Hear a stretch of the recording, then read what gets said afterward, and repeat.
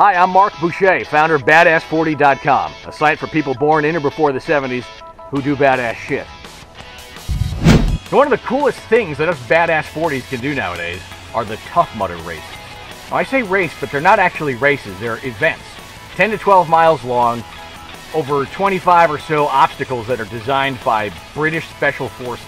And it's obvious when you go over them. You got to climb stuff, you got to jump off stuff, you got to swim under stuff, you get burned, frozen, and electrocuted. You make it through one of these, you're definitely a badass. Now every year there's what's called the world's toughest mudder. That's where you run a Tough Mudder course over and over again and just see how many times you can do it in 24 hours. Well, you do that, you're definitely a badass. And I got a chance to sit down with somebody who fits into that badass category. His name is Joe Perry. He lives on a farm in Canada. Let's talk to Joe. Joe Perry from Canada. One of the Tough Mudder, I don't know, can we call you a legend at this point? Call it a survivor. Tell us a little bit about how you discovered Tough Mudder and you know what it's changed about what you're doing now in your life. Well, I've always been active. I've been a soccer player since forever, like I think 1976 when I first started playing soccer. So I've played that all my life. And I belonged to a team that was pretty competitive. We traveled. We were in Europe. We did well, undefeated for a few years. But gradually over time, the guys on my team started dropping off. Like we were all the same age at the beginning. And then each year, a couple more would drop, and they were replaced by younger guys. So pretty soon, I became the old guy in the team. Everybody else was younger. And I was always told, and I don't know why, like, it was said, at age 30, 30, that's when you're washed up, you're done, you can't do anything. And I kind of fell into that. So when I was 31, I kind of stepped back from competitive soccer and I started playing recreational. And again, the same type of thing. It's like I'm playing against kids of guys that were my age. They just keep getting younger and younger. So I was motivated to stay in shape, to stay up with the play. I wanted to be still one of the top players out there. So I was always staying in shape just to compete against these young guys all the time. Yeah. And I was doing well. Like I don't think I'm any worse than I was back when I was a teenager. So I think I was holding my own. So I was in shape. I wasn't doing any running, just working out, just to kind of keep what I had. But I think every year I was getting a little bit slower. So a year ago, it was February 29th, I got an email from a guy in town who said, hey, would you like to sponsor a team? We're putting a team to this Tough Mudder in Toronto. I was like, Tough Mudder? Yeah, what the hell What's is that? Tough Mudder thing? Yeah. I never heard of it before. And he said, well, you should check it out. Maybe you want to join our team. So I click on the link and I look at it, and like 13 seconds later, it's like, oh yeah, sign me up. What do I do? I'm there. So that was like less than a year ago. So at that point, the group of us, and a wide range of people. Some people I knew from the past, not even athletics, just for business or school or whatever. And some people, again, young, like kids of people my age.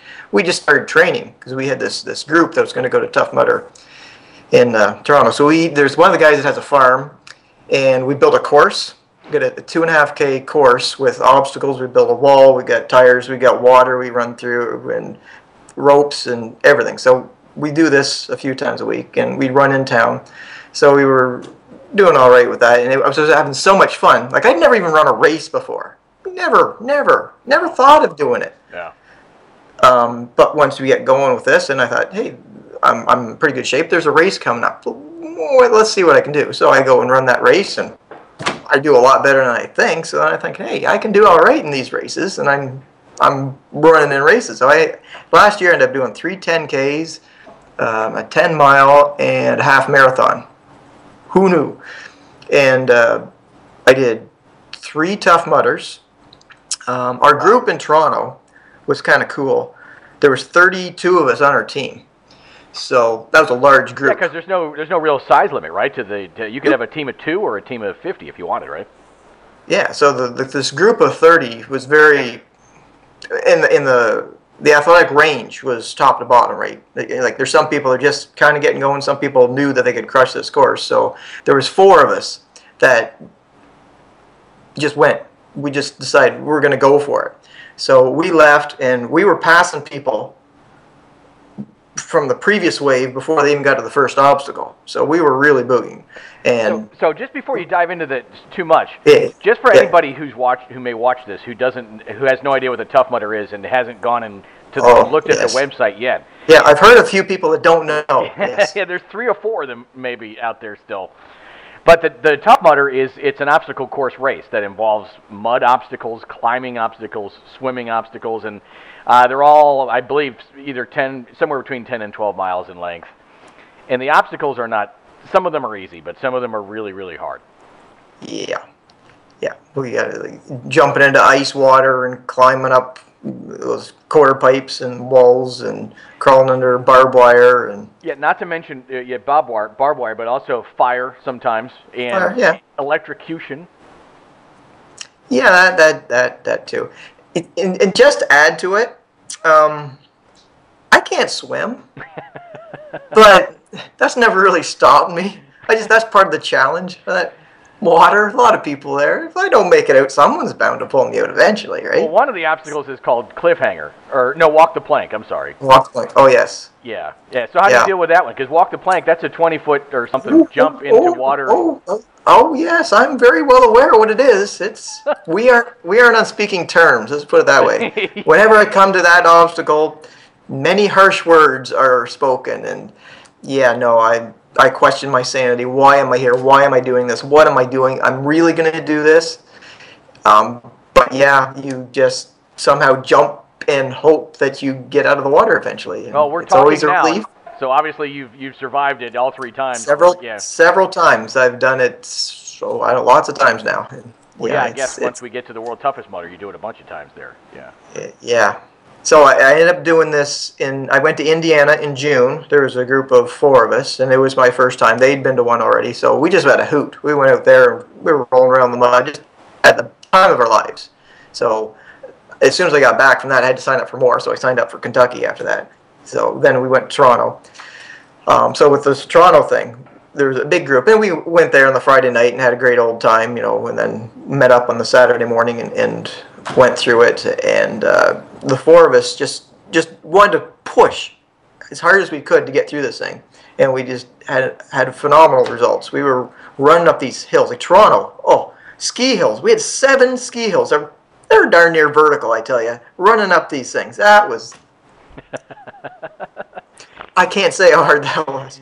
Yeah. So we at the end of that, we knew we did all right. And we submitted our time to Tough Mudder because they don't time the events at Tough Mudder. They don't keep track of your time. It's up to you if you want to say how long it took you to do it. So we submitted our time, and sure enough, we got accepted as one of the top 5% that completed that course.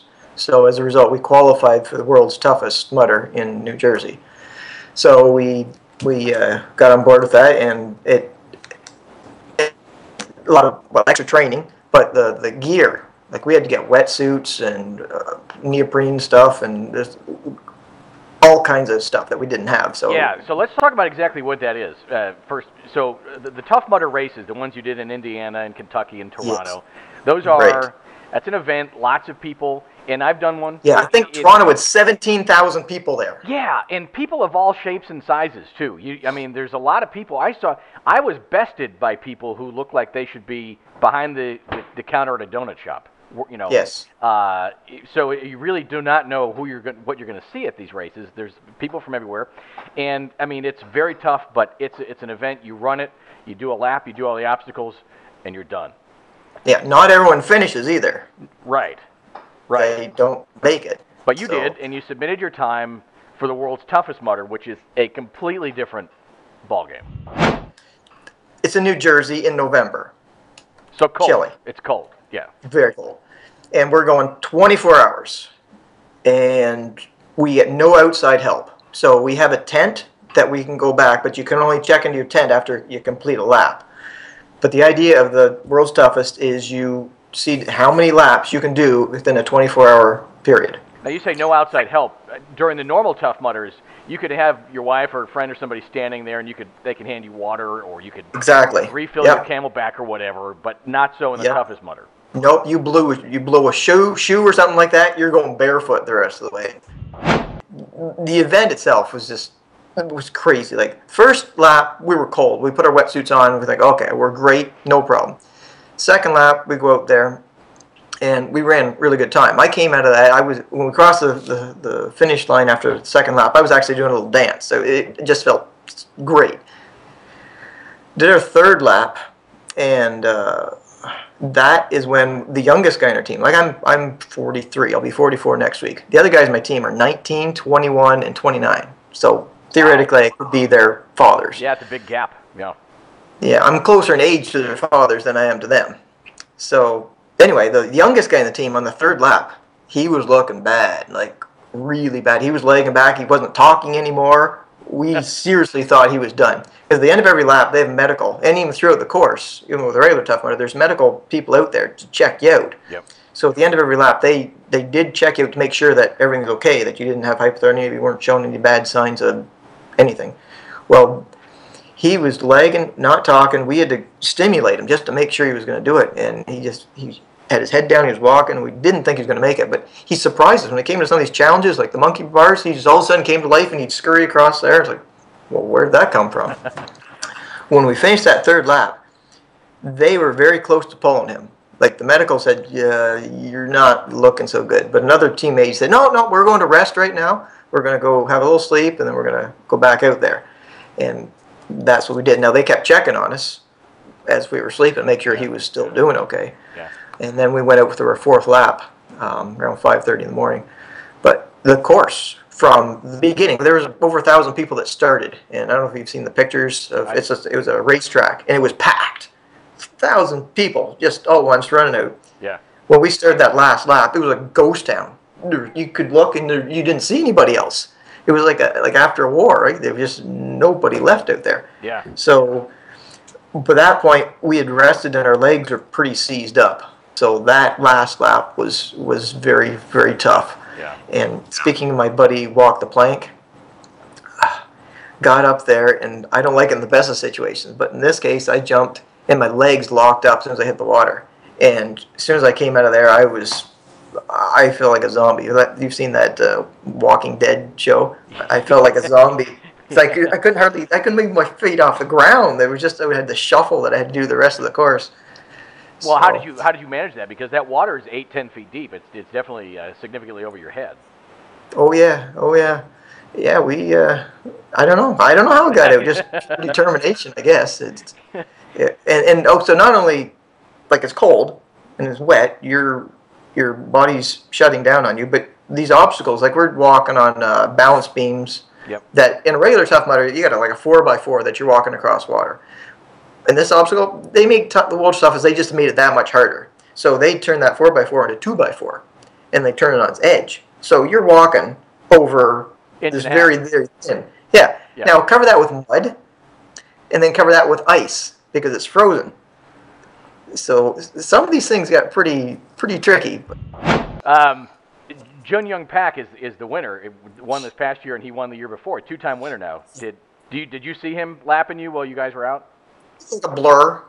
He was just like, someone said, there he goes. Okay, if you say so. Yeah, because in the circle, he's almost a celebrity now. Oh, yeah. Yeah, he just say Pack, and everyone knows who he is. Yeah. Crazy. That is unreal. And there's women, too, that were right there behind him. And my hat's off to how they did that. It was crazy. But we did not regret a single second out there. We had the time of our lives. We were in so much pain, but smiles. We were smiling the whole time. I'm faster than I was in high school. It's here, right? You just, if you want something bad enough, you're going to do it. Doesn't matter how old you are. So. Well, congratulations again, and I appreciate you taking the time to talk to me. And you definitely exemplify the profile of a badass 40, and you're definitely a badass. And thank you very much. Hey, no problem.